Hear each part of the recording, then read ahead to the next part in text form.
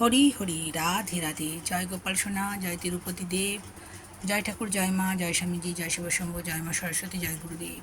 ভোগ দর্শন করুন বন্ধুরা, ভোগ দর্শনে দুর্ভোগ কাটে। ভগবান ভোগ গ্রহণ করে নিয়েছেন, আপনারা শুধু দর্শন করুন, তাতেই হবে। গোবিন্দভোগ চালের ভাত, ঘরে বানানো আমের মোরব্বা। কাল জয়রামবাড়ি কামারপুকুর গিয়েছিলাম না, কতুলপুরে বাসে বিক্রি হচ্ছিল চালের পাঁপড়। আর জয়রামবাটি থেকেই একটি গাছ থেকে আমি পেড়েছিলাম সর্ষে শাক, তার সেটার ভাজা করেছি।